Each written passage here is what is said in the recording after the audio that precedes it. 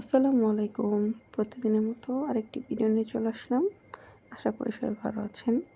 আলহামদুলিল্লাহ আমরাও সবাই ভালো আছি। তো আজকে আসলে আমি সকালবেলা নিজে নাস্তা করতেছি। কারণ আনাজকে নিয়ে বাহিরে যাব। বাহিরে বলতে ওর টিকা দিতে হবে। আসলে ওর যে 15 মাসের লাস্ট টিকাটা ছিল, ওই টিকাটা দেওয়া হয় নাই। 2 মাস ধরে আজকে ঘুরতেছি। ওর সর্দি জ্বরের কারণে টিকা দিতে পারতেছি না। তো ওই জন্য আগে আমি আমার জন্য পরোটা থেকে নিলাম। আর আগের দিনে একটু সিম আলু ভাজি ছিল, সেটাও একটু গরম করলাম।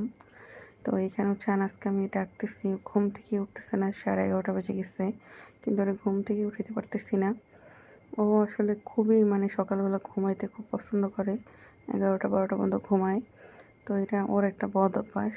ও উঠতেই চায় না। এই যে ওর জোর করে উঠাইতেছি, ও উঠে কান্নাকাটি করতেছে যে উঠবে না। তারপর আর কি ওরে উঠাইতেই হবে, কারণ ওরা আজকে নিয়ে যাইতেই হবে। কারণ ওর একটু ঠান্ডা নাই। আবার হঠাৎ করে ঠান্ডা লেগে গেলে তখন আবার অনেক দিন দেরি হয়ে যাবে।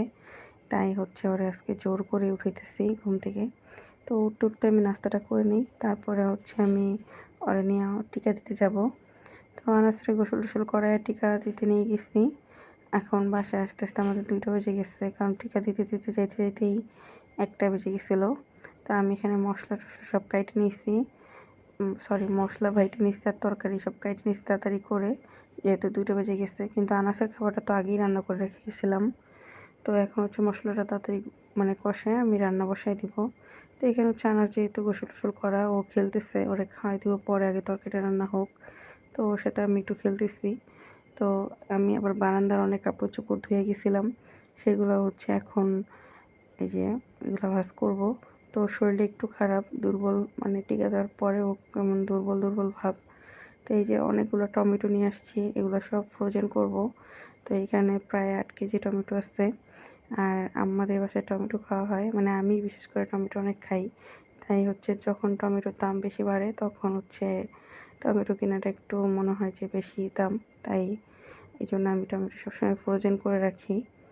তো আনাজ ঘুমাইছে, ওরে ঘুম পাড়াই দিছি। এখন বাজে 4টা 20। তো আমি এখনও কিচ্ছু করি নাই খাওয়া দাওয়া। তো আমি মাত্র ভাত বসাবো, তারপর ফিল্টার পরিষ্কার করছি।